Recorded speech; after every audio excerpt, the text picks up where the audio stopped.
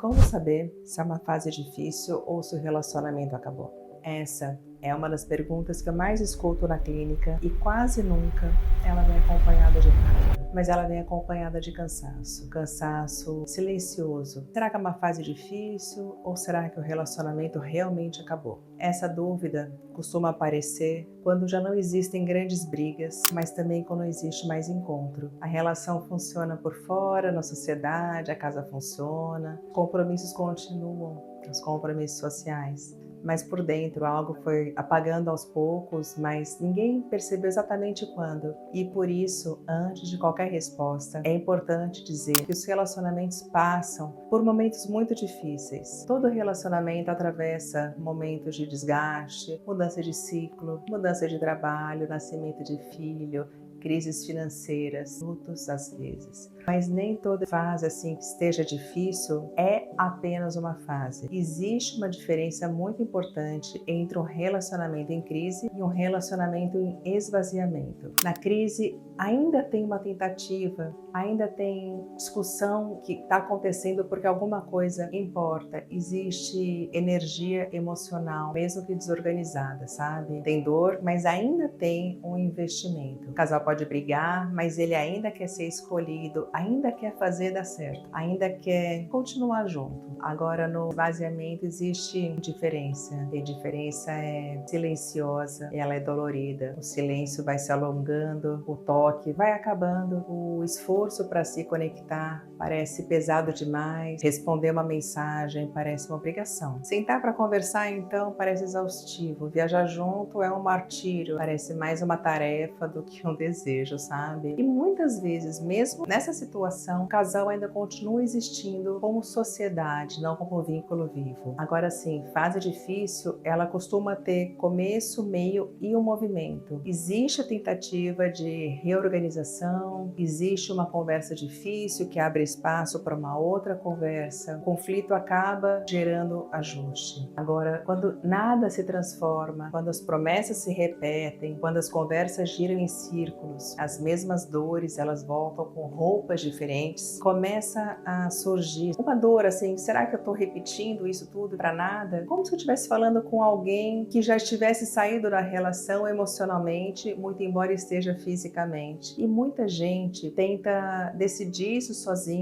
analisando sem ajuda, sem amparo, falando assim, puxa, ele ou ela não demonstra mais interesse, não quer mais. Mas a pergunta não é essa. A pergunta é, quem eu precisei deixar de ser para que essa relação continue? Eu evito certos assuntos? Quem eu me tornei? Eu diminuí meus desejos para manter a paz? Eu parei de pedir o que eu preciso? Eu parei de olhar para mim? Quando você começa a se silenciar com frequência, se você sente que está sempre se adaptando para caber, com medo de ser exagerada, sensível demais, amorosa demais, isso sinceramente não costuma ser só uma fase. Isso tudo precisa ser escutado. A gente precisa observar o desejo. E eu não estou falando apenas de desejo sexual, obviamente. Eu estou falando de desejo de presença, desejo de conversa, desejo de dividir alguma coisa do dia a dia, desejo de compartilhar uma ideia, um momento, desejo de estar aproximado mesmo com seu parceiro, com a sua parceira. Mas quando a gente pensa nisso, isso gera mais cansaço. Aí que a gente precisa olhar isso, essa relação com mais cuidado, esse peso todo. Isso não significa, sabe, que o relacionamento tenha acabado, mas ele precisa ser escutado no nível. Vocês precisam de ajuda. O formato da relação, muitas vezes ele fica insustentável e isso fica difícil de admitir, porque muitas pessoas permanecem, talvez nem porque amam, mas porque estão acostumadas, mas é difícil sustentar esse tipo. E muitas vezes também existe carinho, história, admiração, mas não tem mais compatibilidade emocional, não tem mais projetos compartilhados, não tem mais crescimento conjunto. Agora sim, sair não é sobre coragem, não é simples, é sobre história, sobre filho, sobre casa, sobre culpa, medo de arrependimento, o medo do que vai acontecer, o investimento emocional, a fantasia também de será que volta como era lá atrás? E aqui eu quero trazer uma perspectiva importante. Em muitos casos, o que dói não é apenas perder o outro, mas perder a ideia do futuro, sabe? Aquele sonho, casamento. Então, por isso